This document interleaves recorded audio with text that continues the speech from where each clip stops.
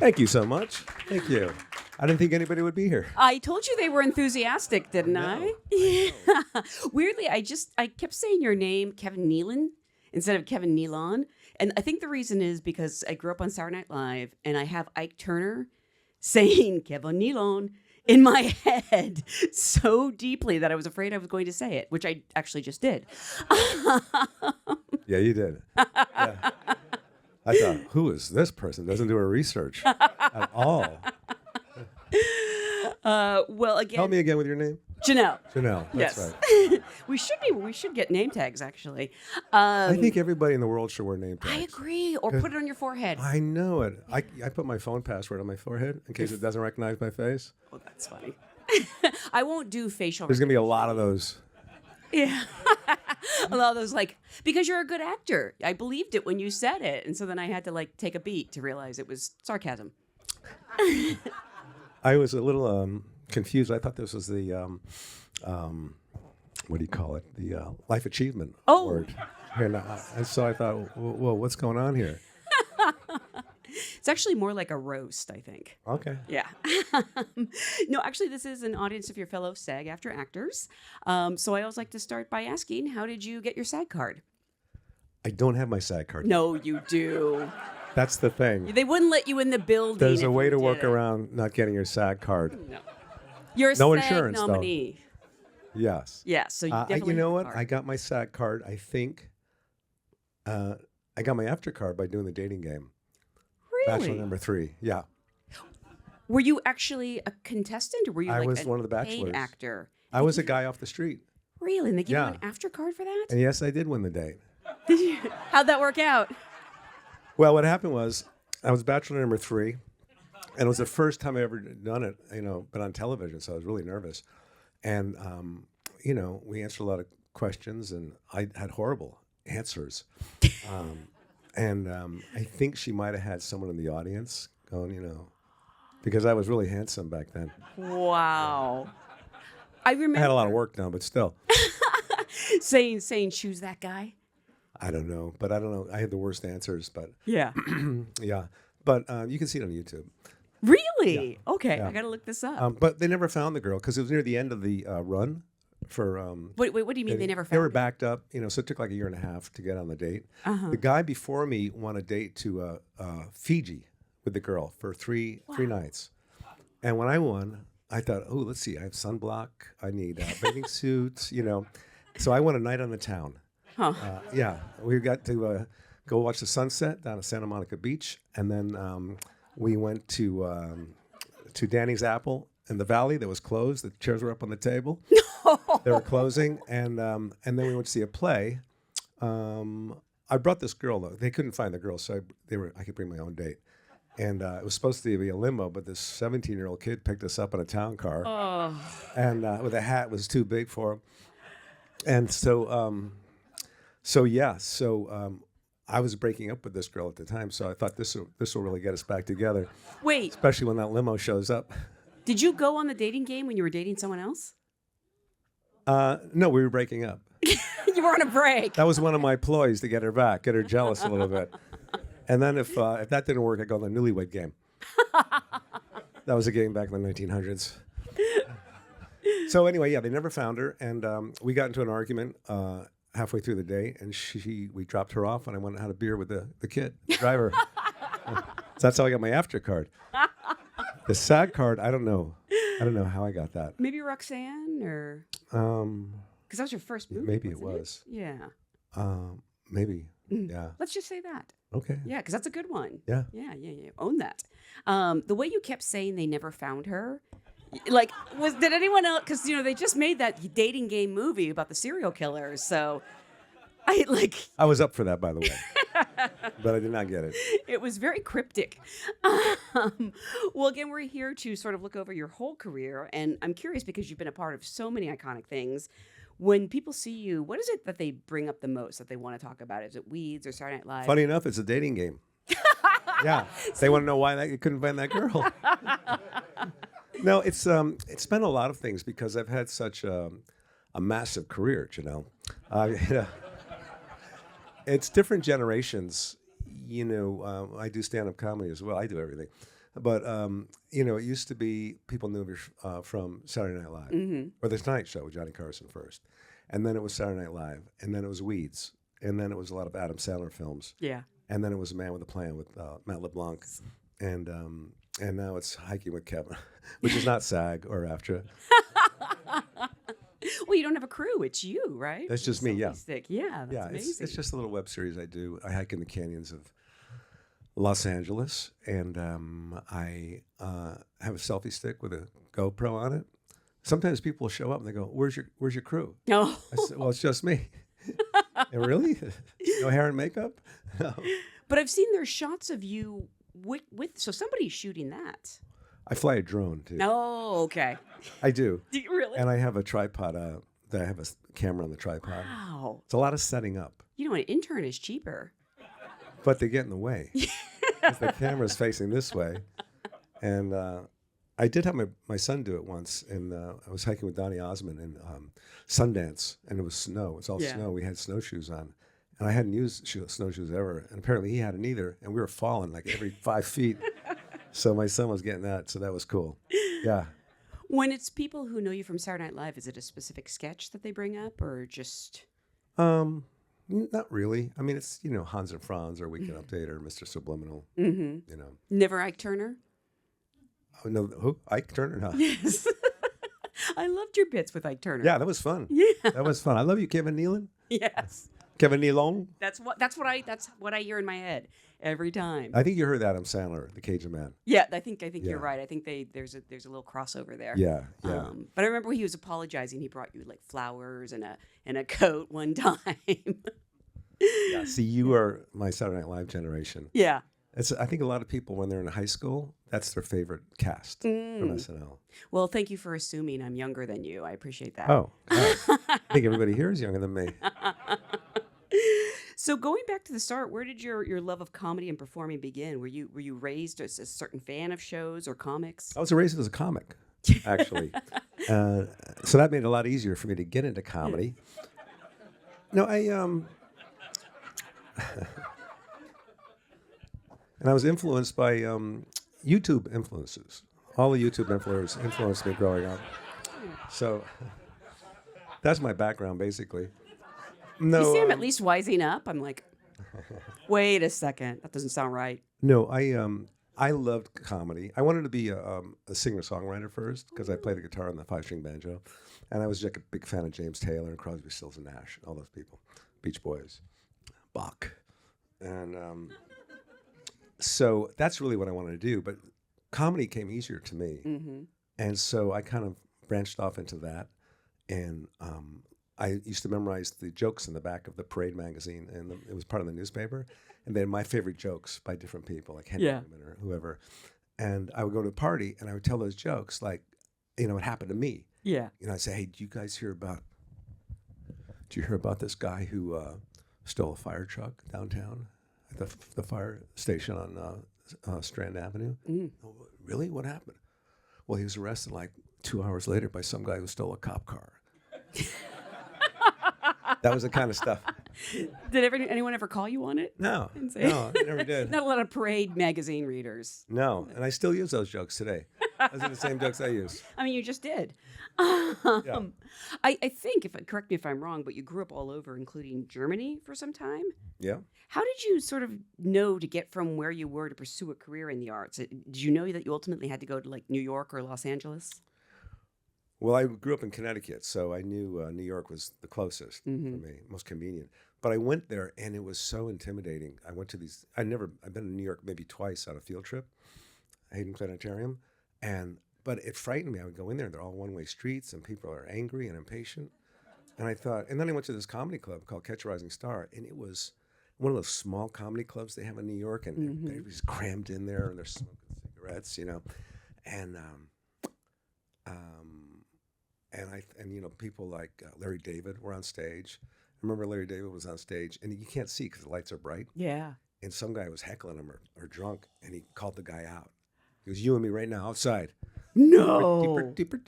And they go outside, and he doesn't come back. The guy was huge. He couldn't see him in the light.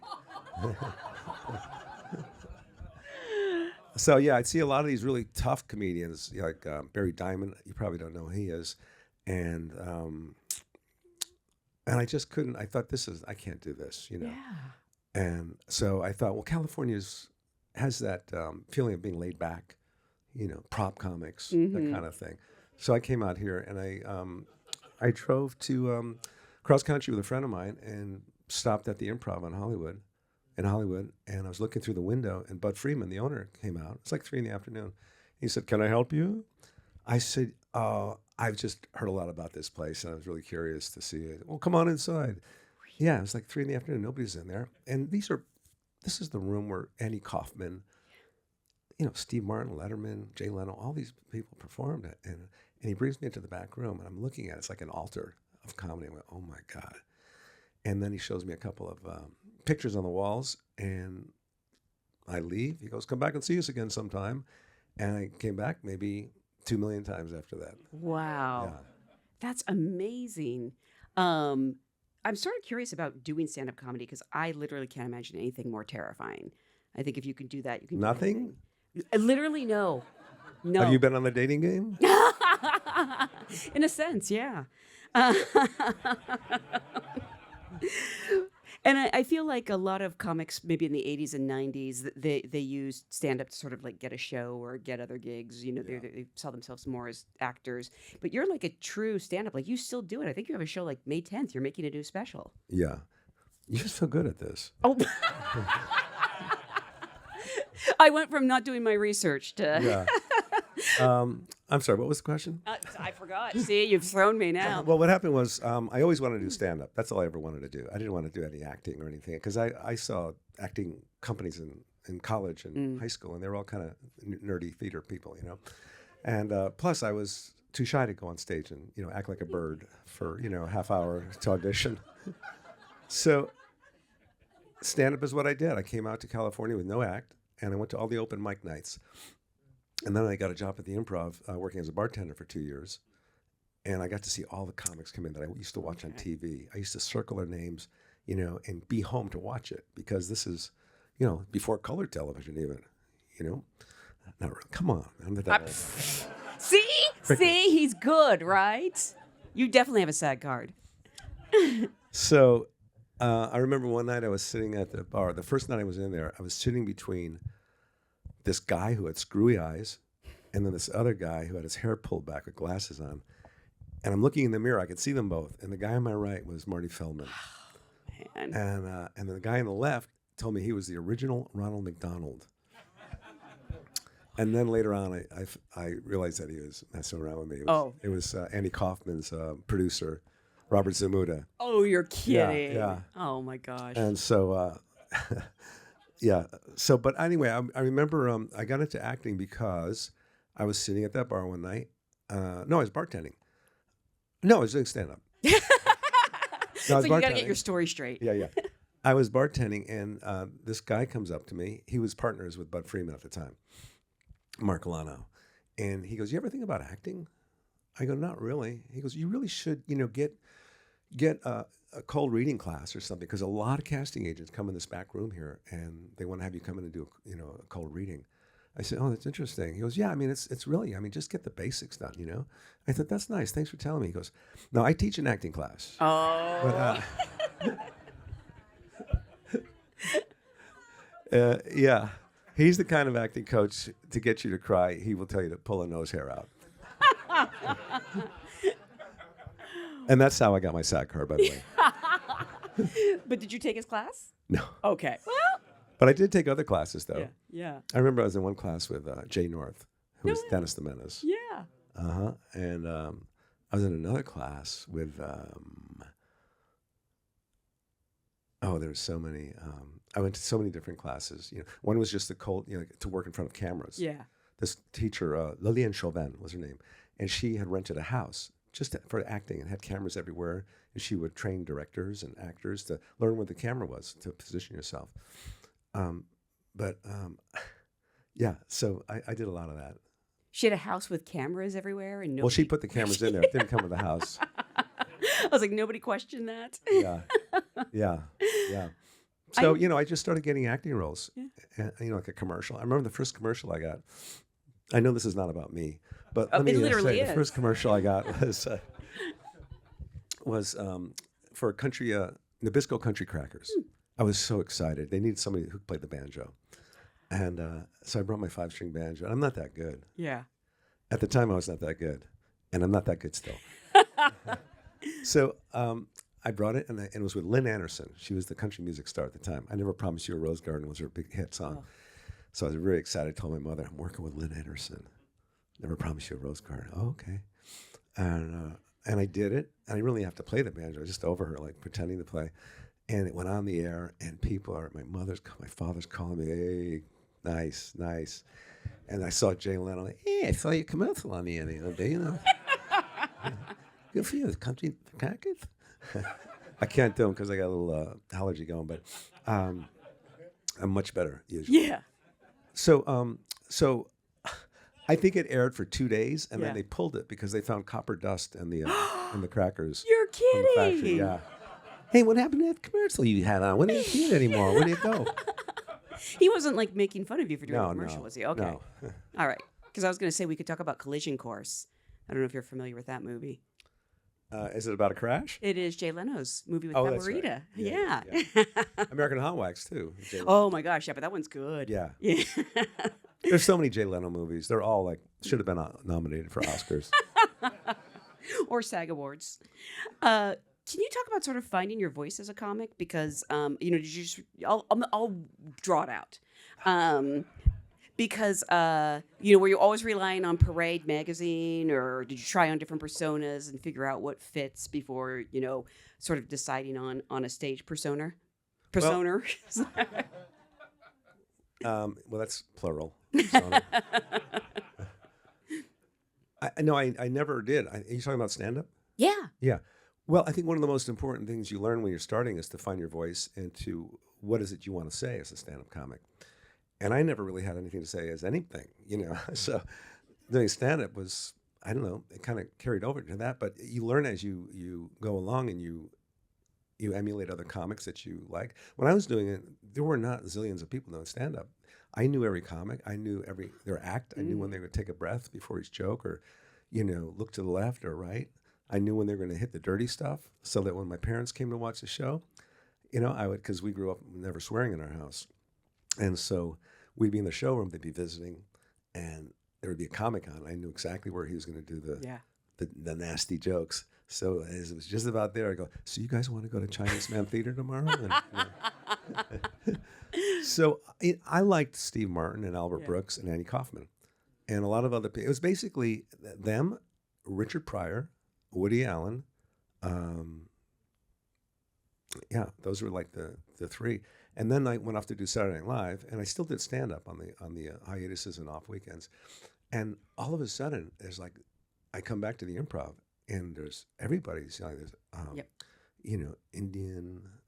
Indias, and I don't know can you say Indian? If they're India? I think so yeah. Okay, take it easy.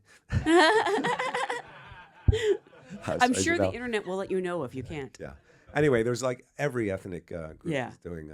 So I don't know who they were emulating, but eventually, you go on long enough, and you figure out what you're trying to say and how you're going to say it, and whether it's going to mean anything or it's just going to be silly. You mentioned Larry David and the heckler. Did you have your own bouts with hecklers, and how do you deal with them? Well, I have a lawyer, first of all. I don't really get that many hecklers because I'm not an in-your-face kind of comic. It's kind of like this, casual and conversational. But hecklers, the bad hecklers are the drunk people because you can't really even work with them. Yeah.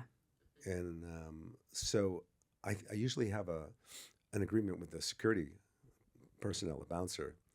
It's $100, but still it's worth it. And I will have a signal to throw that person out if they're really rowdy. Yeah. You know what the signal is? I was just going to ask. Yeah. Get this guy out now. But is it always a guy? Because I hear bachelorette parties are the worst. Yeah, for stand-up comics. Yeah. And you get the same comments. I love you, Kevin. Well, show it. Prove it. I'm just hearing words right now. But yeah, they're the worst because they're drunk. Yeah. Yeah. You know, and a lot of the clubs sit them back further, which is good. But yeah, I mean, I had one guy. I was playing in Denver, and I did a joke about I said I grew up. I had a German Shepherd. Well, he was half German Shepherd, and that's it. He was in a wheelchair. 30 seconds later, I hear a thud on the stage. Somebody threw their prosthetic leg up on the stage, and it had a hiking boot on it and a sock, and nobody would come up and claim it. I said, "Will somebody hop up here and get their leg?" And they didn't come up, and so I put it up on the stool, and I did a little forensic investigating. Yeah. And I said, "Well, it was a big leg too." I said, "This is definitely a hiker. Yeah. Not a very fast hiker, but he's a hiker, and it looks like weighs about 300 pounds, and maybe a size 14 hiking boot." And so we made fun of it. People were laughing, and then he finally came up at the end and got it. Oh my God! Was he trying to hit you, or was he just being funny? No, he was just being funny. Oh, okay. Yeah. Okay. Because when you say 300 pounds, I start flashing back to the Larry David. You don't know who's going to come up on You stage. don't know. You don't know. That was the first time I've ever attacked by a prosthetic leg. Not the last. Yeah, nonetheless. I got heckled by a rat once. I was doing a gig in Cobb's in San Francisco. It's a big stage, a little bigger than this, and I'm like almost through with my little stand-up act, and people are eating, finishing their dessert, and everybody starts gasping, and they look over to that side, and there's a big rat. I mean, really about that big, and it looked like a pedigree because it was like light brown, had white under here, you know. It was like a nice looking rat. I swear to God. Only the best rats at this establishment. It was a nice, yeah. Yeah. And so the rat runs around the wall, past the curtain. Everybody's dropping their forks. And I'm looking at it. It runs under the curtain into the kitchen. The kitchen was behind the curtain. And then the cook chased it out. So it came running out twice as fast under my legs into the audience. And I knew where the rat was because wherever it was, people were jumping off of this. It was just up on their stools all the way. And some people thought that was my prop. I brought that rat with me. Did you just keep talking through all of this, or did No, you? you can't. Yeah. It's over after that. You know, when you're 10 minutes away, you go with your rat material. I know as a stand-up, you not only appeared on David Letterman, but you mentioned you got to be on The Tonight Show back when Johnny Carson was the host. And I'm just sort of curious what that was like, because I've heard such stories about, getting the wave from Johnny to come over and sit on the couch. Yeah, that was the big deal. Back then, that was the only game. It was one late night talk show, and if you did that validated you as a stand-up comic. So he was getting to retire, and I knew that. So I had to work fast. I had to act fast. So I was doing my stand-up, and people were always auditioning for The Tonight Show with Johnny Carson. And I wasn't ready, and I auditioned for the talent program segment producer, Jim McCauley, his name was. And I was so scared just auditioning for him. I had sweat coming out of places I never knew I could sweat out of. The back of my knees were sweating, and I didn't get it. I think twice I auditioned for it. And then he was casting a sketch show for Michael Nesmith, who used to be with the Monkees. Oh, yeah. And I said, okay, he wanted me to audition for that. So I did. And I did what I really made me laugh, what I thought was really funny. And he calls me the next day. He goes, well, I have good news and bad news. The bad news is you did not get the Michael Nesmith show. But the good news is we'd love to have you come on The Tonight Show with Johnny Carson. That's great. On Monday. Yeah. That was a Friday. So for the next 3 days, all I did was go over my act in my head, the 5 minutes. Like we could be talking now and I'd be nodding. Yeah. And I go, yeah, so then So that day came, and I don't know how I ever went through with it. I just went by that guard gate the other day, and I was looking at it, and I had flashbacks. I was grabbing the steering wheel so hard, I was sweating, and I pulled in next to Johnny Carson's Porsche. I knew he parked out there. I think I dinged it. No. We'll talk about that. And so I go in there, and I have my clothes on a hanger. I didn't know what to wear, but the Friday, that last week, I saw Ted Danson wearing a really cool khaki pants with a burgundy sport jacket and a tie. I thought that looks pretty cool. Maybe I'll wear that. But I could not get a hold of him. So I went out and I got that. and I wore that, and I was so scared. And I'm standing behind the curtain, and I know the whole format of that show because when I first moved to LA, I would go there a lot. And they gave out 2 tickets to everybody, and you have to get there early to get it. And I would go like right before they started shooting, like around 5, and I go up and down the line. Say, does anybody have an extra ticket? Does anybody have? And I'd always get a ticket. So it was like Vegas. I would be sitting in there, and I knew what happens. He comes out, says hello to everybody. The producer comes out, talks to everybody. The band leader, and I knew what everybody played in that band. So when I'm standing behind that curtain, I know what's going on out there. And he's sitting over there, and the curtain, he introduces me, and the curtains open up. And on the way out to my mark, I totally blanked out. I could not remember my act at all. And I was horrified. And I get to that mark, and the audience is still applauding. And then it dies down. It's the one last clap, and I remember it. And then there was applaud breaks, and it went a little longer than I was supposed to be out there because it's so funny.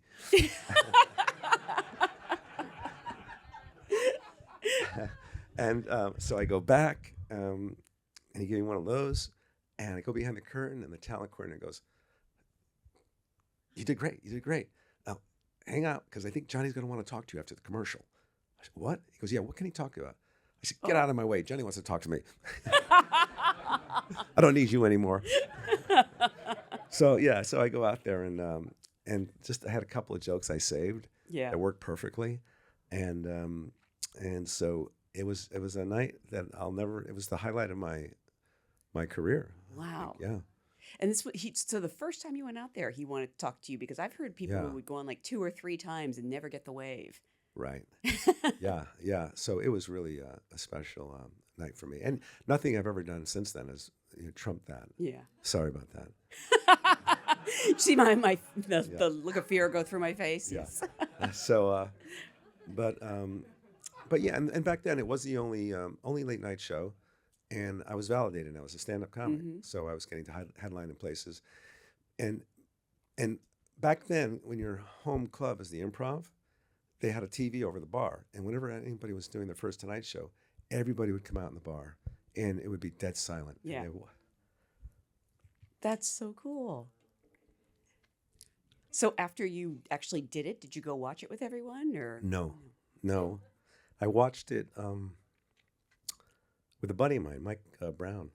He helped me write some of the stuff. We were good buddies, and we always came up with silly stuff. So I went to his house and watched it with a pillow in front of me. And I couldn't believe how stupid those clothes looked. Ted Danson clothes. I've been angry at him ever since. Because I have a history with Ted Danson. Yeah. I think a lot of people do. Not like this. Okay. Oh, okay. He was bachelor number 2 in the dating game. Yeah. No, because he really did, I think, go on the dating game. He might have. A lot of people did. Steve Martin, Annie Kaufman. Wow. So when I was 26, I had an audition at Paramount for a show that was really well written, and I liked it a lot. And I went in for an audition. I got a callback. I got 5 callbacks. And the last callback, the producers looked at each other and they said, "Well, I'm not getting any closer than this." And I walked out thinking, "Yeah, I got a nice job. Yeah, I'm gonna be in a series, and And a week goes by, I don't hear. Another week goes by, I don't hear. And then I find out they're looking for older people, an older person for that role. And it was for Sam Malone for Cheers. You're kidding. Yeah. So Sam screwed me over twice. That's so interesting because I just randomly did something with Ted Danson the other day, and he was saying that Did he bring it up? No, he brought up, apparently, I don't know if this is known, he took the role from William Devane. It was supposed to be William Devane. I thought it was Craig T. Nelson. Well, that would make sense too. Yeah, I heard William Devane. Yeah. So there's a long list of people you can be angry at, I guess. Yeah. No, there's a lot. Jay Leno. Really? He was up for it too. Really? No? No. No? I saw Collision Course, so I would find it hard to believe. I believe it was after that you auditioned for Saturday Night Live? Oh, yeah, it was way after that. Okay. Yeah. I had done, like that commercial for the Nabisco Country Crackers. That was my big thing. Yeah. And I did some beer commercials, light beer commercials. And then I I did an episode of Scarecrow and Mrs. King. That might have been what got me my SAG card, or was that? Oh, after? yeah. I don't know. Back then, it was probably just AFTRA. Yeah, I think it was. So, what were we talking about? Saturday Night Live, the audition process. I was thinking about my act for the Tonight Show. I still can't get it out of my You're head. still running through Still it. running through it. For 30 years now, you haven't been listening to anything anyone says. No, I haven't. I haven't. I just blank stare. That's all. Yeah, so Saturday Night Live came. This was a funny story. We'll see. I was sharing a house in the Hollywood Hills with Dana Carvey. He was living in the garage above the room above the garage because he lived in San Francisco mostly. He'd come down. So anyway, we were always in the driveway, just jamming on characters and being nutty.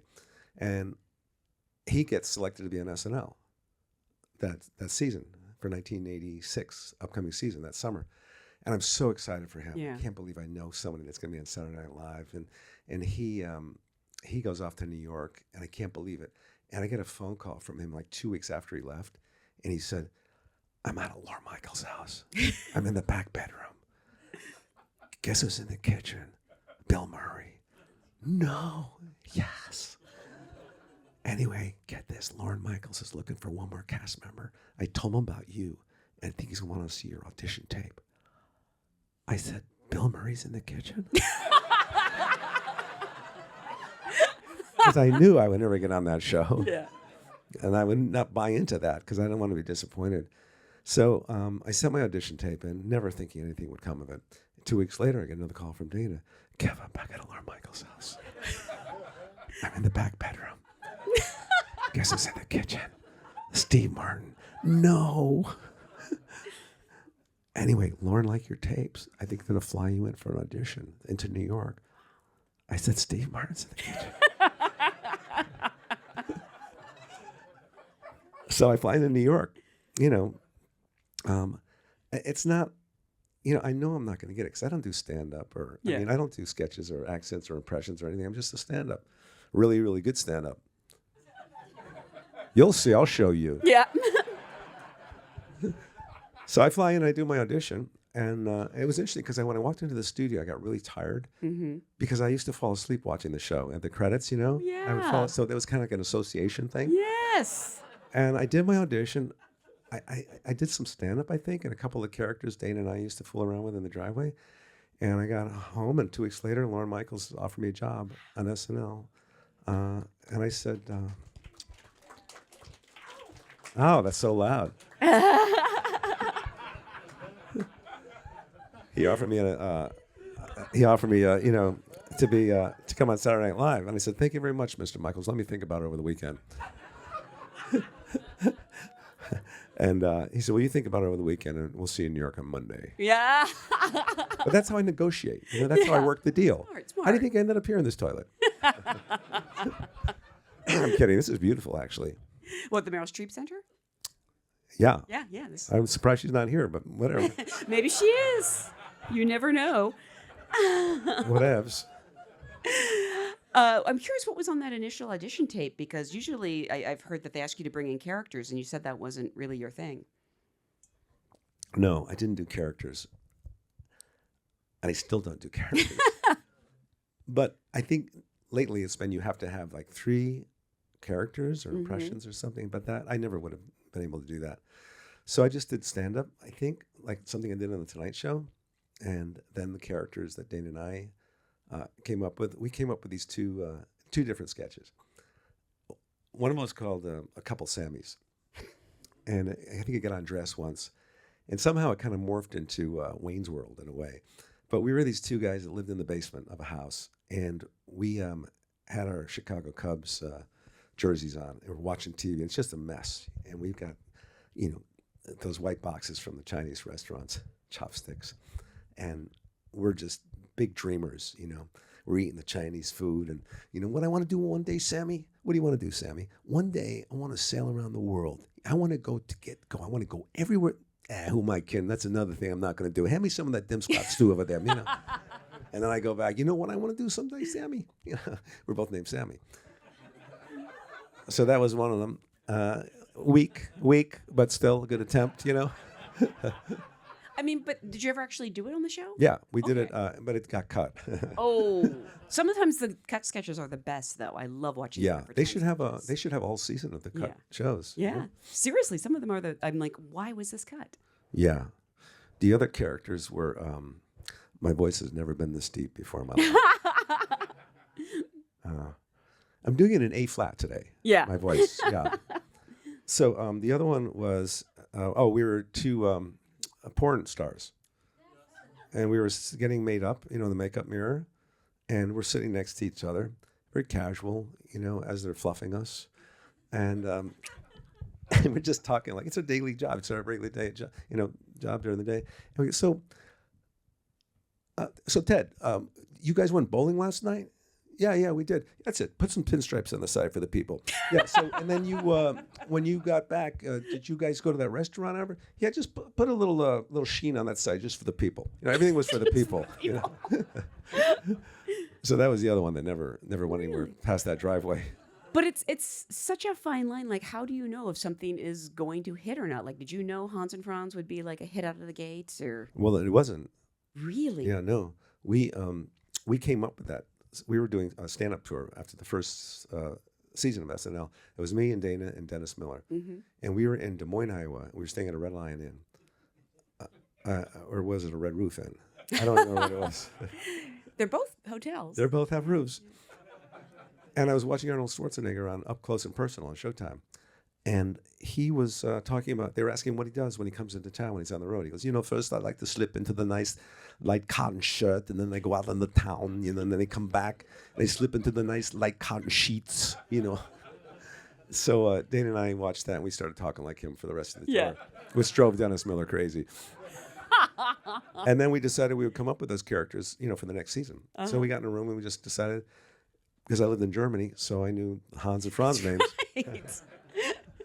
So we just thought that they would be perfect. Two incredibly defensive pseudo bodybuilders who's never lifted a weight in their lives. Yeah.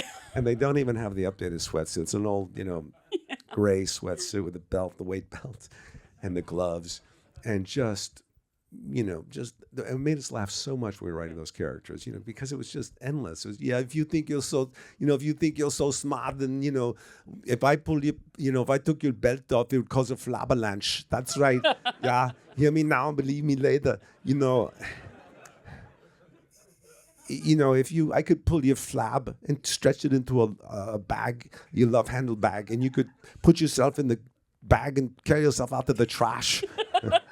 It was just like, and we just go on and on forever like that. You should drag your ass along the driveway like a baby pooping. You think you're so smart.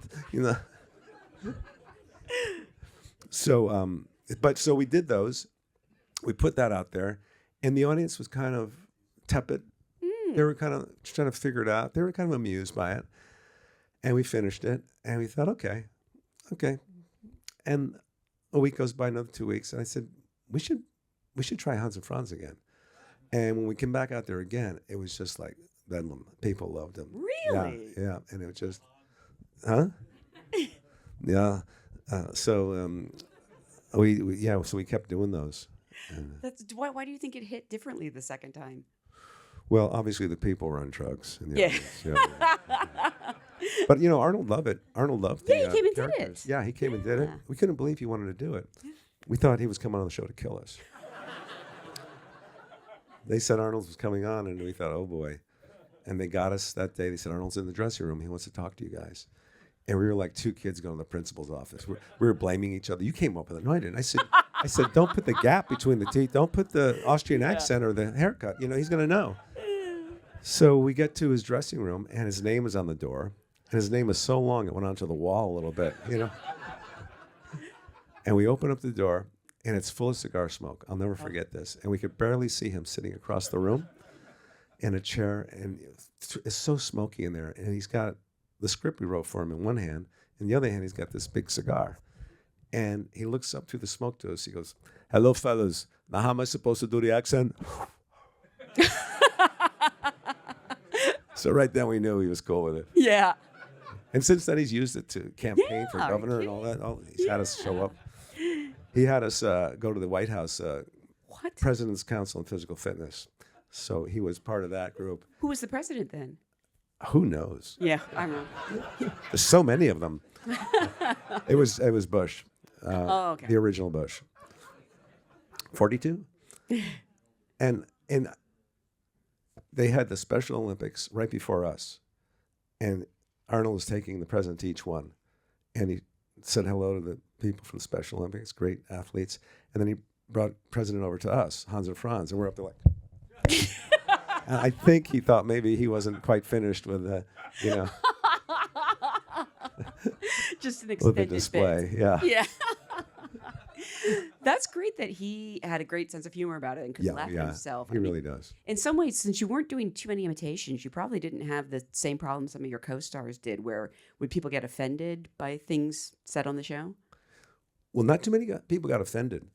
In fact, they like it. They Yeah. like it when you make fun of them because it brings more attention to them, to their brand. And I never thought that would be the case. I mean, I'm sure there's some people that do get offended. Like I guess recently everybody knows about the girl from White Lotus. Oh, yeah, of course.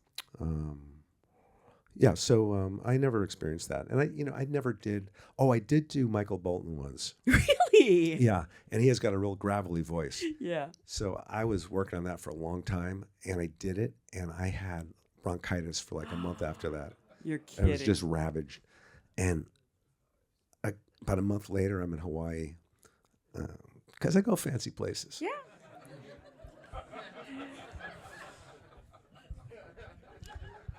And I go in the jacuzzi, Four Seasons. That is fancy. Yeah.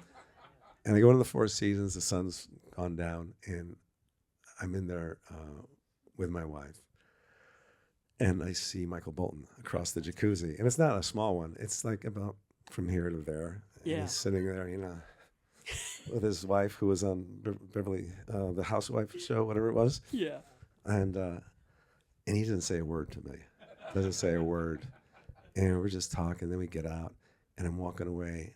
And I go to my wife and said, did I ever make fun of, why wasn't he, did I ever make fun of him? Oh. I get it. Wow. But I've seen him since then. He's been nice. Okay.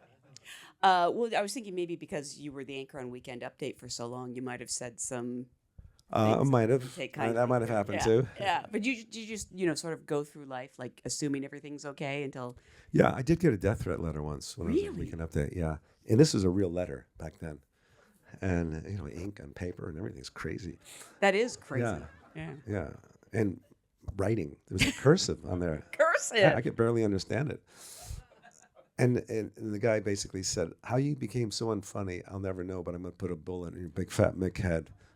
Wow, there's so much to unpack there. Well, believe me, I was really paranoid for like a week. I'm asking everybody, "Do you think I have a fat head? Do you think I have a fat head?"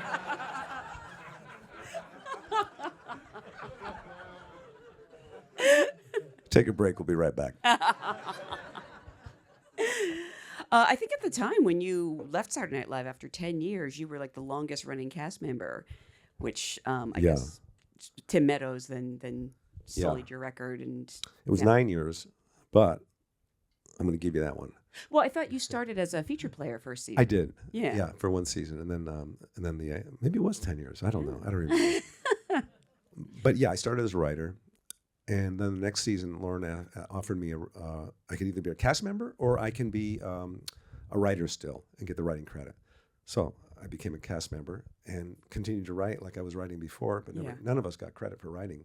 Really? Yeah, but you wrote for yourself so that it would ensure that you maybe would get on the show if somebody didn't write for you. So the first sketch I wrote was Mr. Subliminal. And so I came out of the gate pretty strong with that, and I kind of went with that. It's like Hans and Franz, just kept doing that one every once in a while, and that kind of caught on. But some of my favorite sketches weren't the ones that became popular. Mm-hmm. My favorite sketch I did with Harvey Keitel. He was I'm sorry, you guys get a chance to talk in a minute. I just got a lot of things. I'm trying to catch her up a little bit here. But yeah, Harvey Keitel. Yeah. So I think it was the last show. Can I guess what it is? Sure. Is it the bathroom attendant? It is, yeah. Yeah, that was my favorite one. Did you guys see that one? Did you see that at all? Nobody watches that No, show. no, yeah. I bet if you start explaining it to them, they'll remember. Okay. Now listen. And you listen to me. So I'm always amused by bathroom attendants because they're really not needed, especially if there's an automatic flush toilet. You don't need them. And so I thought it'd be funny if there was a super small bathroom with just a toilet, with no stall, and a sink, about this big. And I was the bathroom attendant. And I had the tuxedo on, white tux, very well dressed. And Harvey Keitel comes in, and he goes, "Oh, I'm sorry, I didn't know anybody was in here." I said, "No, I work here. I work here, sir." He goes, "Oh, okay." And I said, "Will you be going number one? Or will be dropping anchor today?" He goes, "Dropping anchor." And he starts undoing his belt. I go to help him. I go, no, that's okay. That's all right. And so he sits down, and it's very awkward. And I'm just standing by him. And then I go, "We have the New York Times. We have the New York Post. We have the Wall Street Journal." And he goes, "I'll take the Times." And he takes it, and he's sitting there. He's really uncomfortable. And I said, "We have Brut, we have Aramis, we have Calvin Klein cologne, we have..."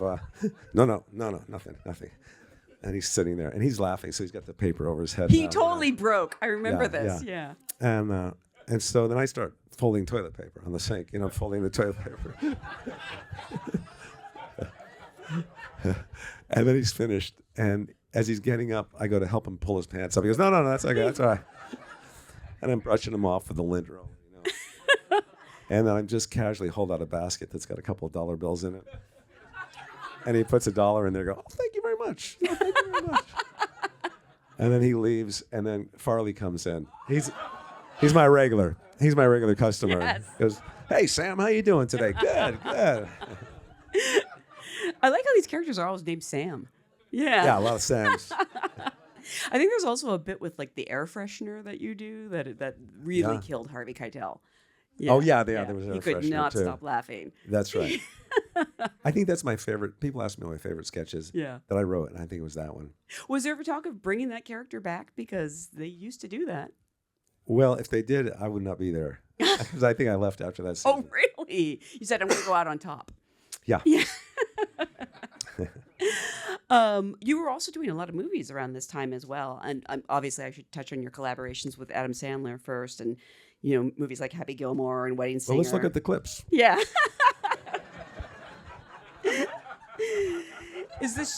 Did you know him prior to Saturday Night Live? Pardon me? Did you know him prior to Saturday Night Live? I sort of did. I would go to the comedy clubs after SNL rehearsal or whatever. And I went to a place called Comic Strip Live. And there's hardly anybody in there. A few more than this, but hardly anybody. And Sandler was on stage. He had a guitar, and he was so like low key. So I got this guy coming in, and he plays a little song, and the audience is just like, "We're gonna check. Can we get another drink?" And I kind of felt bad for him. So I said hi to him afterwards, and he was excited to see me because he's a big star. And why is that funny? What's up? There's a joke there. So he was, I guess I was going to the Catch a Rising Star, which is where I saw Larry David originally, years before that. And we're walking together, and we're just talking about comedy and SNL and stuff. And then he told me later he went back to his roommates at NYU and said, "I met Nealon," was just like really excited. Wow. So I was something. That's so cool. When he joined the show then, And then he joined the show. Yeah. And I thought he was a really good actor because I saw him on some other little things like MTV stuff. And yeah, so that's when I met him, kind of right before. So is it a matter of, if he's doing a movie and he calls, you don't even have to ask what it is, you'll be there? Not really. Originally, yeah. The first movie I did was Happy Gilmore with him. And that was fun. That turned out to be a lot of fun. And then I did maybe 13 of those movies. And then I realized that he's just embarrassing me with the roles. They're all called Sammy. No, it was just like, in Little Nicky, it wasn't so bad. I was the kind of the Zen guru guy on the course, harness the good, block the bad, feel the flow, happy, send the ball home, that kind of stuff. And then it kind of got more into, then I was playing Tithead, Yes. Gatekeeper of Hell, and Little Nicky. They made these breasts on my head that looked so real. They put water balloons in there, and they felt real, I would imagine. And and so there was a long line of people that just wanted to feel my boob pad. I couldn't believe it. I thought, wow, no wonder. And sometimes I'd be talking to somebody, and I have to stop the conversation and say, excuse me, my eyes are down here. Right here. And then so there kind of came a point where I thought maybe I should start looking at some other films too. Yeah. But Sandler was great. He really was good to me, offered me a lot of films. And so I decided that I'm going to branch off now. I won't do any more of those. And then I get this script called Grandma's Boy sent to me to do a role in that. Yeah, Nick Swartzen was in it. It was just me and Nick. That's all it was. And so I read it, and I'm thinking, this is the most ridiculous script I've ever read. I really don't want to have any part of this. I don't. I said, that's it. And so Sandler heard I wasn't going to do it.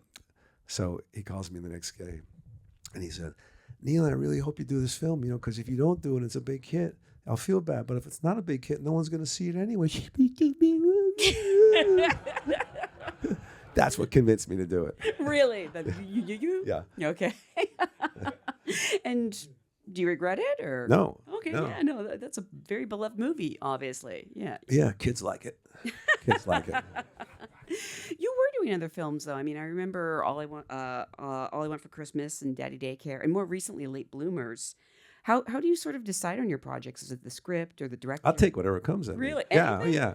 Don't tell that to a room full of people with scripts. No, that's not true. I mean, I read it, and I have to like it a lot. And it's funny, I've done a lot of independent films, Mm-hmm. and I have, I think, 5 coming out this year, plus Happy Really? Gilmore. Yeah, that's right. It's not. So I did one 2 years ago, and it was a horror movie. Yes. And I kind of forgot about it. You do an independent film, and you wish them the best, but more than likely you're not going to see it. And I'm watching TV, and this really scary trailer comes on. A guy's looking out the window, and there's rain coming down, and he sees somebody out there. And I'm going, whoa, this looks good. I want to see this. Whoa. And then they cut to me. I'm in the next scene. I go, what? You should read the full script when you do a film, Yeah. What was the movie? It was called The Inhabitants. Oh, okay. Ever hear of it? No, which is strange because I love horror, and so I will go look for it, though. Yeah. Let me know how it is. Well, that's what I was going to say. Did you ever end up watching it? I haven't seen it. I would like to see it, but I don't know where it is. It's hard to find shows. Yes, no, it is, literally. Yeah. I mean, there's so many platforms. Yeah. You were also doing other TV shows as well, and sometimes a lot of just recurring bits or guest spots. And I've heard from so many people that that's the hardest thing to do is to show up on a set just for a day or two and Yeah. create a character, basically from scratch that has existed all this time. Right. Yeah. It is hard because you're joining this family. Mm-hmm. We've been together for a long time. Here's the line I really dislike a lot.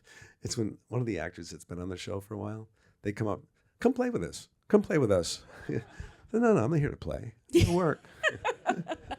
But yeah, and luckily I've never been fired from a show. I think that's a big fear for Really? people is, get Well, it fired happens after to the table everyone. read. Yeah. Yeah. But that does not happen yet. It has not happened Really? yet. Yeah. I'm waiting for it, but it hasn't happened yet. Well, so I think it was 2005 when you joined the cast of Weeds as, let's say, weed enthusiast Doug Wilson. Yeah. Opposite the great Mary Louise Parker. It was so fun to watch this character grow over the years. What did you sort of initially know about him coming in? And There was a lot of things growing. yeah. on that show.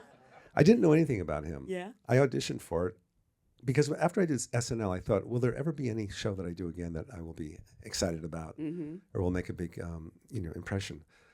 And then this script came along, and it said Weeds on the cover. And I thought, oh, not another stoner movie. And I thought, maybe I won't do this. And then Sandler calls and goes, Neal, you got to do this film because if you don't do it, I'll be really sad. No, so I read it, and it was really good. Yeah. And I went in and I met with Genji Cohen, who's the director, and I was just myself Yeah. when I got the part, and it worked out. But I was only hired as a guest star in the I pilot. didn't know that. Yeah. Wow. I didn't either. I thought I was a regular. You just kept showing up. Yeah. So it's like we're out in Valencia, and it was like 120 degrees. In the scene, I'm in a car or an SUV, and I'm smoking weed. It's honey rose herb. Is what they smoke in these shows. Mm-hmm. But it's still got a little kick to it because we get it from the honey rose herb cartel in Colombia.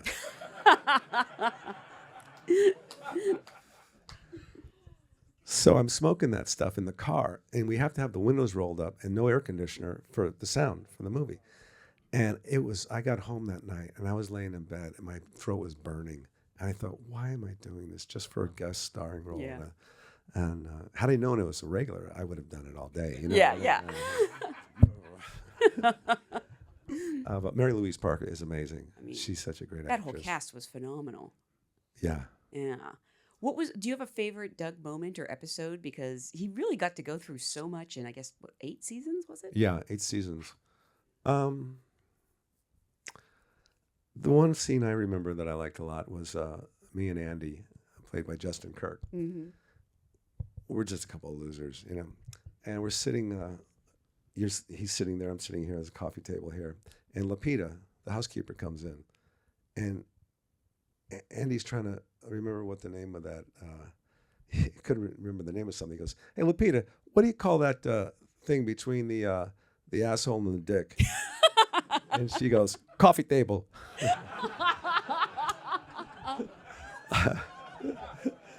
I thought that was the best written line ever. Brilliant. Yeah. I love that your favorite moment was somebody else's line. Yeah. Yeah. Yeah. That's so generous. I know. You know, I used to, when I would audition for parts, I would recommend other people for that part. Really? Yeah. Did it ever pan out? No. Okay. No. But I thought they would like that. Oh, Yeah. this guy, you know, he's selfless. He, you know, that's how confident he is. He's going to give it to somebody else. But that was not a good way to look at it because it never. I don't know. You might have been right. It seemed to work out. Yeah. Yeah. Were you good at auditioning? I was good at the small talk. Mm. I would stall as long as I could. Mm-hmm. You know, I mean, I was good at it. I would just, you know, really, and I'd have jokes up my sleeve. And then it got to the point where you had to read. Yes. And sometimes you're good at it, sometimes you're not. It's just, I think that if you do a lot of them, you get more comfortable. And now with Zoom, I think it's a lot easier Yeah. for people. It'd be funny if you got really nervous doing like a tape. You know, you couldn't even do a tape. And still sent it in. Yeah. Yeah. Are you writing a sketch right now? Thinking about? No, I was just thinking about, I had a friend that I lived with when we first started stand-up, and he was from Ohio, and he wasn't a good stand-up, and he wasn't ever going to be. Unfortunately, he was a nice guy, but he had a girlfriend once that tried to tell him to get out of stand-up, and he got rid of her because that was really, it hurt him a lot. And he would take the jokes that I threw away to use in his act. And I taught him how to juggle, and he would go to the supermarket and juggle eggs or tomatoes trying to impress the girls, and he wasn't a good juggler either, you know? So he was always dropping produce everywhere. And so I got on SNL, and he said, hey, can you get me a part as an extra, you know, background? I said, yeah, let me check. And so I got him, you know, a part as an extra for that weekend. He was so excited. And the sketch was called Masturbating Zombies. And he was in the back of a convertible in a drive-in theater, and the camera kind of goes around his head. You can't even see his face. It goes around the back. You can see a zombie over there. And sadly, he put it on his reel. Oh. I felt so bad for him. I gave him 2 more jokes that weren't working for me after that. So he wasn't good at stand-up or juggling? Was he good at something? No. Oh. He was a great guy, though. I would teach him guitar, too, because I played the guitar. Was he good at guitar? No. He could play Peggy Sue by Buddy Holly. And he would bring girls back to our little apartment, and he would go for the guitar and some weed, and he'd be stoned. He'd be playing Peggy Sue, and the girl would always look at him like and look to me like, "Is this a bit? It's a comedy." And then I won't tell you his name. But, okay, Jay Leno. I was totally waiting for No. the reveal. So he was one of the groomsmen at my wedding. Oh, you're kidding. Yeah, no, and I gave each of my groomsmen a fake Rolex watch, engraved on the back. The engraving cost more than the watch, Right. and they all knew it was fake. But my friend, my ex-roommate, I hear a knock on the door, my hotel room, and he opens the door, and I say, "Hey, Dan, what's up?" He said, "I just want to let you know that I've never been given a gift this nice before." Oh. I said, "You talking about the watch?" He goes, "Yeah. I mean, this is such a I'm going to have this forever."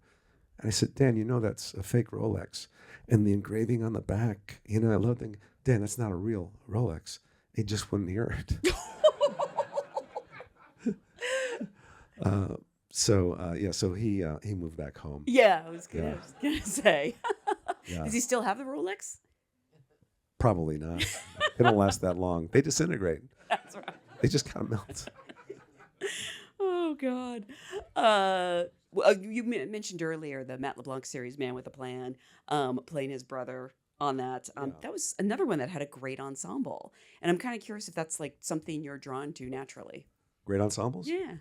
Yeah, I prefer the great ensembles. Yeah, as opposed to the bad ones. Yeah. I'm usually the one with the imposter syndrome when I go on these shows. Really? Yeah, like Weeds, I felt like, what am I doing here? They're all good actors. And but, that show, Matt LeBlanc was such an amazing sitcom actor. Mm-hmm. I mean, he knew he could direct anything and made things funny. And I remember when I auditioned for that, I had just come from the dentist because it was a last minute thing. They wanted me to come in and see if I had chemistry with Matt LeBlanc. So I'm in the dentist chair, and it's taken longer than normal. I thought we'd be in and out of there, but he's giving me more Novocaine. So my whole side of my face is numb now, and I got the chemistry meeting like in half hour. I got to go over Laurel Canyon, and I don't even know my lines. I'm trying to learn my lines because it's so last minute. And I get down there, and he comes in, and he goes, "You ready to do this?" I said, "Yeah." He goes, let's run it a few times. And so we run a few times, and it's all numb over here. And then we do it in front of the producers, and then I leave, and he goes to the producers. He told me this later. He goes, "He's good, but I think he might have had a stroke on the side of his face over here, But yeah, he's really good. It's just to watch him. Yeah. With his ideas, and he memorizes your lines too. Really? And he's got a bad habit of mouthing your lines while you're doing. Yeah, he likes that. But there was one line that I could not remember. It was like a paragraph, and it just frustrated him so much because it was a great paragraph. And to this day, when we talk, we go over that phrase. And really? Yeah, and it's this line. Just remember. Even though you reach the Straits of Forgiveness and you dock at Makeup Sex Island, somewhere there's a torpedo heading your way from the SS Menopause. That was 8 years ago, and I still remember that line. You got it perfect. That took over the place of my Tonight Show. You're still thinking about it, running through Yeah. it. You were also doing a lot of voice work, probably most notably in Glenn Martin DDS. Yeah. What do you like about the medium of voice acting, and what do you think are some of the biggest misnomers about it? Because I know a lot of people think you just roll in your pajamas and it's easy. Yeah, I mean, there's different ways to do it. For that particular show, it was a really funny show. I don't know why it didn't go anywhere, but it was really funny, and it was stop action figures. And they would have all the actors there in the booths together, so you could work off of each other, which I think is a better thing. Catherine O'Hara was on it. Yeah. And so that's the kind of thing you kind of learn, you get directed by. But I have a couple of books that I put on tape on Audible, and that's the hardest thing ever. Really? Yeah. You mean your own books? Your own book. Okay. So you're sitting in there, and the engineer's listening to every word you're pronouncing, and it's very intimidating. Mm-hmm. And I had to stop like every 2 sentences to redo it again. It's exhausting. Yeah, isn't it? it's really hard. Yeah. And I don't like to listen to myself. So I'll put it like 5 times the speed, just to hear how it is. Yeah. One time I was listening to a Woody Allen tape, a book on tape, and he sounded really old and like he had a stroke. I'm asking everybody, did Woody Allen have a stroke? I don't know. I even played it for my doctor. Oh. And not the whole book, because he said he's got other patients. And so he says, yeah, it sounds like he's had some kind of a neurological episode. So I'm telling everybody, yeah, Woody Allen had a stroke. It turns out I was playing the book 2 times slower the speed that I was supposed to be playing it. Yep, I've done that. Your most recent book, I Exaggerate My Brushes with Fame. Yeah. It's interesting to me that I mean, of course you did it as an audiobook, but you drew caricatures in it Yeah. as well. When did you start developing a talent for drawing? Well, I've drawn all my life. I never just committed to it. Yeah. I would sketch on the margins of paper at school. I remember the first time I saw something that really impressed me was when I lived in Germany. I was on the military base, and I went into the commissary, and some soldier had sketched a picture of, there used to be a comic named Sad Sack, and it had like the army hat on, and he made a big nose and a little chin and a long neck. Right. I thought, that is so cool. So I copied that like 1,000,000 times, and I started drawing after that. And then I loved impressionists, not impressionists, but caricature artists at the fairs. And if we were going to, Sacré-Cœur, Montmartre, there's these caricature artists. And I would just stay there and watch them instead of looking at all the other sites. Yeah. And then my parents had caricatures of them done in Paris. They were really good. They weren't like the Disneyland type. And they were framed, hanging in my bedroom. So every night when I went to bed, I would look at those pictures and kind of subconsciously be studying them. Yeah. And then I just started drawing more and more. And on SNL, if I wasn't in a sketch, I would draw whoever was across from me, Farley or Spade. And right before the pandemic, I was following these people on Instagram. They were really, really good. And I started, like a comic, I started emulating them. And then I developed my own style and just, sketched a lot during the pandemic. Wow. And then I had enough for a book. That's so cool. The Chris Rock drawing in particular, I remember, is really good. Yeah. I never really showed those to anybody. I was wondering. Yeah, because I felt insecure about that. But eventually people started seeing it, especially when the book came out. But when I was promoting the book, I wanted to take like 5 or 6 of those paintings with me. And as a courtesy, I would ask each person if they wouldn't mind if I did that. So Steve Martin was okay with it. Jim Carrey was okay with it. And then I sent Christopher Walken to his manager.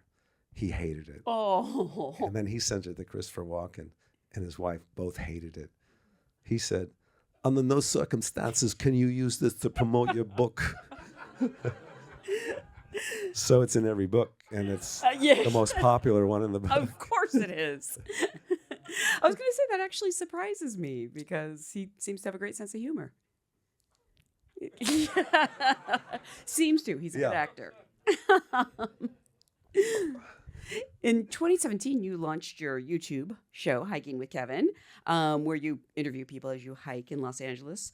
What was sort of the impetus for turning this into a series? Well, I first started doing it with Matt Modine. Matthew Modine was a friend of mine. Yeah. So we were hiking up in Topanga Canyon, and it was a really steep trail. And we were catching up, and we were so out of breath. It's like it took like an hour to finish a sentence. We're come on. Now, Matthew, when you first came to Hollywood, did you with Full Metal Jacket? And I thought this would be a funny like interview show if we were like, So I interviewed him on my phone, and then on the way back down the other side, I was asking him more serious questions. I said, Matt, you ever turned down anything you regretted? Any movies? Oh man, after Full Metal Jacket, I turned down Back to the Future. Michael J. Fox role, Big. Tom Hanks, Wall Street, Wolf of Wall Street. I say, you idiot. He goes, yeah, and he laughed. We laughed. And I posted that on Twitter. Yeah, so I did little interstitials, like 2 minutes. And then I was on Howard Stern once. He goes, yeah, you should do longer ones, like 20 minutes. And you do whatever he says. Yeah, of course, yeah. So I started doing that. And I started forming it into more of a show, with an opening and an end. And then just more and more people. I ran out of all my friends to hike with. Yeah. My celebrity friends. So I started sending letters to publicists and asking if they would do it. It all came from me. It's kind of a homegrown thing. I mean, you've had everyone from, like Tom Hanks to I think you just had Bill Burr. Yeah. I'm sort of curious, like what makes a good guest? Like, on some of these episodes, do you realize it's just not clicking? Well, the last one I did was not clicking. Mm. That's why I say it was the last one I did. But most of them have they create their own world. Yeah. Like I remember I hiked with David Spade, and it took me like a year to get him because he hates to commit to anything. Well, he doesn't like to hike either, does he? No, Yeah. he doesn't like anything. He's hypoglycemic, and he's got neck problems. He's just difficult. So he finally goes, "Yeah, okay, I'll do it, but it's got to be in between rush hour traffic, and it's got to be flat." And so I'm thinking, what trails? I know a lot of the trails around because I hike them a lot. I thought, okay, well, there's this one hike and trail, Sullivan Canyon. It's pretty flat, little hill I get down there, but. And he goes, I need to have food because I'm hypoglycemic. And, I said, okay. So we're hiking, and it's totally flat. And 20 minutes in, he stops. He goes, are we going uphill? It's like a 1% grade. Oh, God. But he told me something interesting on that hike. His assistant tried to kill him. I remember a year this. before. Yes. And I had heard about that. Skippy, his name was. Who was my ex-roommate that I was telling you about with the juggling. Yeah. No. No. See, I believed it. So what happened was, I never knew this, Spade did a movie called Dirty Work. And I had a very small part in there as a gas station attendant. It's just small, maybe a line, if that. And I did that, and it was nothing. And then I find out that Spade promised that part to his assistant, Skippy. And then Sandler called Spade and said, no, I want Nealon in that part. But I promised it to Skippy. You got to give it to Nealon. Nealon, because I did Grandma's Boy. Yes. Payback. So Spade was like in a between a rock and a hard place. Mm-hmm. So he told Skippy he doesn't have it anymore. So Skippy came back, and Spade woke up, and Skippy was standing at the bottom of his bed like a stun gun. And I don't know if he was on something, but Spade goes, Skippy, what are you doing? What are you doing? And he started chasing him around. And Spade, I think they got into a fight, and then Spade jumped into the bathroom, and he has a shotgun in the bathroom. What? Wait, I want to know more about that. Well, when he's constipated, he needs a shotgun to, clear things up a little bit, Because, he's hypoglycemic. He eats a lot of crap, So he opened the door and he said, I'm going to shoot you, Skippy. I'm going to shoot you. Then the cops came. He called 911. They took him away. But it's because he was angry that he gave away the part to me. And I couldn't care less if I had the part or not. Oh. Did you know this at the time? No. Oh, my God. I'm thank God he didn't come after you. I think I would be next. Yeah. Yeah, and then everybody else in the film. Wow, that's insane. All for that one. All for that, yeah. Wow. That's amazing. But he went, I think they put him away for a while in some psychiatric place. Yeah. And then he got out, and Spade was fine with him. Oh, yeah? Yeah. I feel like maybe you told the story on Howard Stern or something, but Spade has lived a weirdly tragic life in so many ways. He has these stories like this. Like the hiking story? Yes, yeah. This way he suffered. The 2% incline. Yeah. Yeah. A lot of comics have. Of course. I'm lucky. I come from a great background, great family, very supportive. Never had any trauma in my life, except for that hike with Spade. But some comics have a lot of trauma, and it's sad, Do you what have you been surprised at the success and the longevity of the show, and what are some of your favorite moments? Of Saturday Night Live? No, of Hiking with Kevin. Oh. No, I'm not surprised because it's up to me how long it goes, I didn't even know I'd be doing seasons. And after I did about 30 hikes, I thought I should do seasons, so I could split it up a little bit, And the same with stand-up comedy. I've been working on the road, for 45 years. And somebody goes, are you on a tour now? I go, what's it called? I said, well, it's the same tour I've been doing all my life. So, but yeah, every time I think I'm not going to do it anymore because it is a lot of work, the editing, I do it all. Somebody comes up and go, I love that show, man. I love that hiking show. When's the next one coming out? I go, soon. Do you have a dream guest that you haven't been able to get yet? Or maybe you haven't even tried. Well, Mick Jagger would be fun. That'd be amazing. Yeah. Yeah. But I'm sure there's a lot. I'm not afraid to ask anybody Mm-hmm. at this point in my life. I just throw it on net and just whatever comes back. I even asked Britney Spears. if she would do it. Really? Yeah. That would have been amazing. Yeah. And then there's some people I ask and I don't hear back from their publicist at all. And I think that's kind of rude. You Yeah. know? I mean, seriously, I always get back to people if I don't want to do something. I asked Larry David if he would do it. This is so Larry David. I texted him. I said, Larry, you want to do my hiking show? And he wrote me back, no, I don't want to do it. I appreciate that, though. I do too. Yeah, people are afraid to say no. But it made me laugh because it was Larry David. Yeah. But, if it was Pablo Mascala, what's his name? Pedro Pascal. Pedro Pascal. His publicist never got back to me. Really? So if any of you know him, tell him I got a new publicist. Well, because you don't even know if it's getting through to them. No, I don't. Yeah. I don't know. Yeah. I like to think it's not. Yeah. Well, no, I think people are afraid to say no, and they don't realize that no answer is worse than no. Yeah. Yeah. And then sometimes I'll ask somebody to get like Arnold Schwarzenegger. Mm-hmm. He's not promoting anything right now, they'll say. I said, Arnold's always promoting himself. Yes. And then a week later, hey, it's a publicist for Arnold. Hey, will you take, I have another client, so-and-so. I said, who is that? I don't know who it is. And they try to use the leverage from Arnold Schwarzenegger to do that. I know it well. And I did hike with one of those people. Really? The last one I did. And it was not good. It was not good. I won't tell you who it is, but the guy got lost coming over Coldwater Canyon. He was in an Uber, and he's trying to speak Spanish to the Uber driver, and turns out the Uber driver's Armenian. And so I had to drive down from the canyon to meet him at Coldwater and Beverly. And he gets out of the car. He's like 78, and but he's sturdy and like he gets in my car and I'm driving. And he goes, "Now, what is this show called? What is this show?" He doesn't know who I am. Yeah. He doesn't know I was on SNL or anything. Yeah. And I'm hiking with him, and he's not funny. He's not like getting anything, and we got halfway through, and I realized that my mics weren't working. Oh. Camera. Not a big deal. Yeah. As it turns out. Not a big deal. So we finished the hike. I fixed it, and then I offered him a ride because he's not going to call an Uber up in the canyon in the woods. I said, "Where can I bring you?" He goes, "Well, I got an eye doctor appointment down at UCLA Hospital."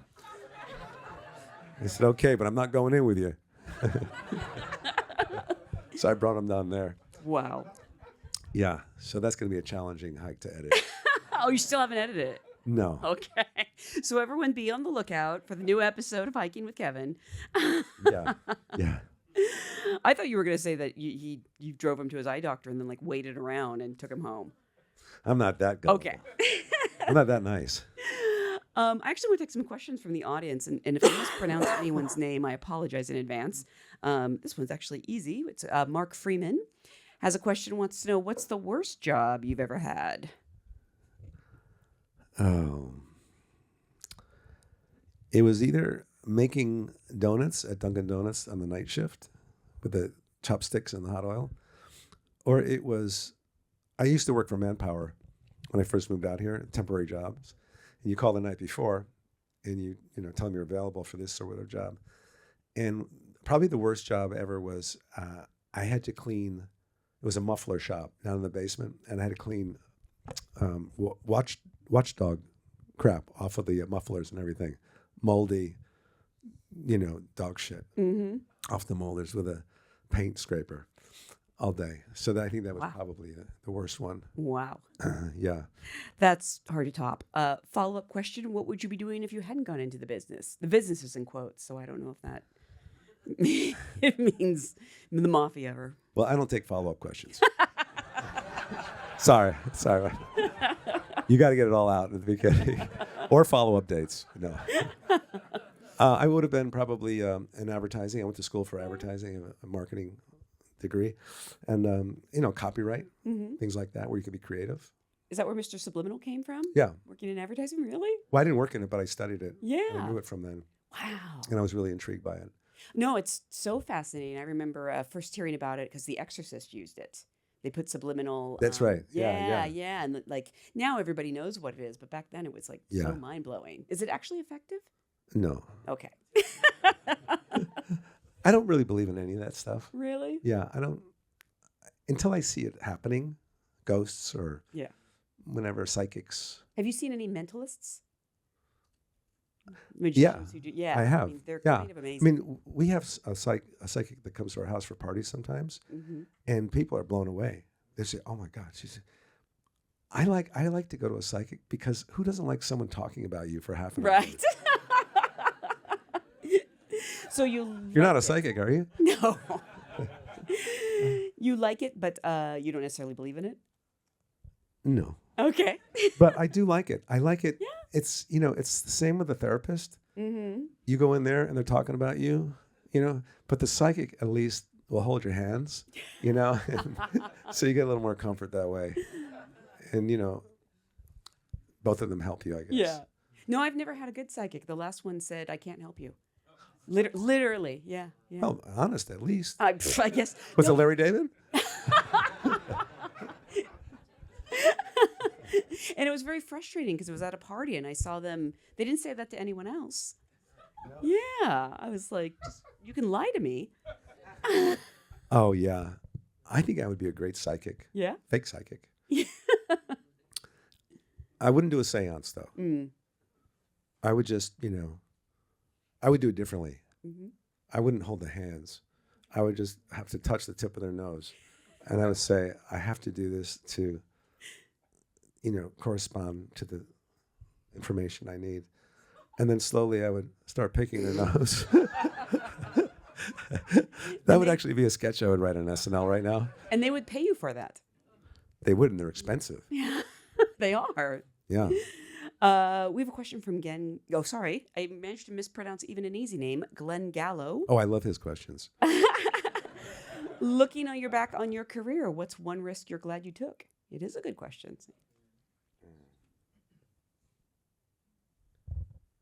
Well, I think it's all risky. It's all scary. But I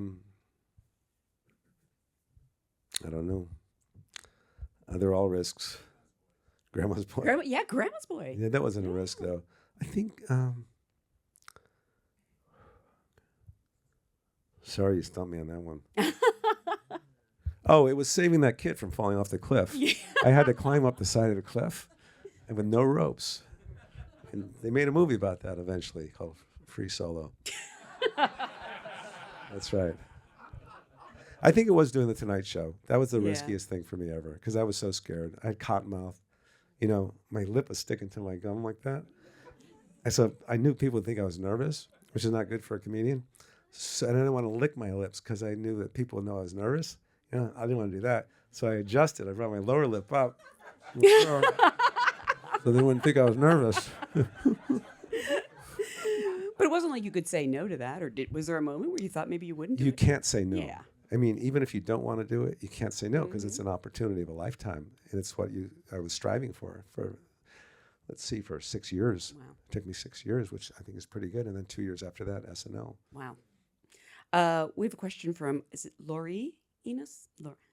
If you were starting your career all over again in the current industry environment, what things would you do now to get your foot in the door and start being recognized for the brilliant comedian you are? I'm sorry, I didn't hear the question. What's it like? Well, I always give people ask me for advice. Not a lot of people, but if they're getting into comedy, I would say join an improv group like the Groundlings because that helps you to think on your feet and it keeps you loose in front of an audience. So when you go in for an audition, you really kind of, you're able to freeform and make an impression. So, and as a stand-up, someone told me once to get up as much as you can. Get up whenever you can and be original. Mm-hmm. More so now than ever because there's so many people doing stand-up. Mm-hmm. Stand-up has probably changed so much in the time that you've been doing this. I think you have a show, is it May 10th?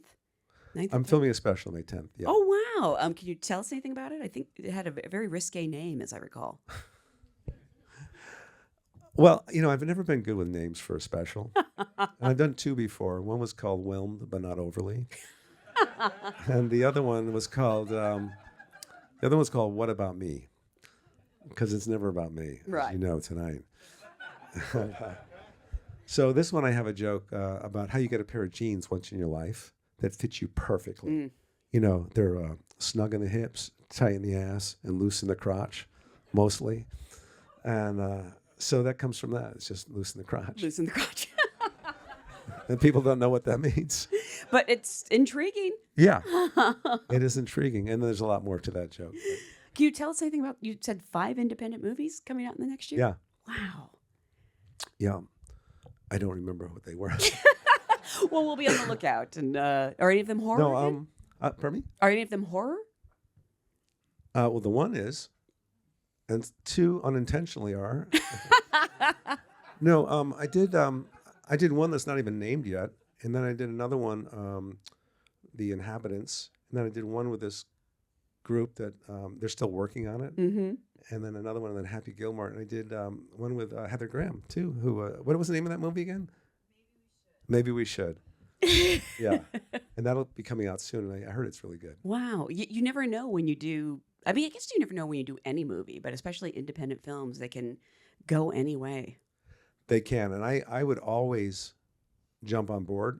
They tell me about the director, and I think, well, maybe this kid's going to be good one day. Maybe this girl will, become a big-time director, and mostly it never happens. You don't see the film, you don't see the director, but it's a good experience, Yeah, right? absolutely. Yeah, And fun to play in a wide variety of genres. yeah. Yeah. Now tell me a little bit about yourself. No. Look at that. We're at time.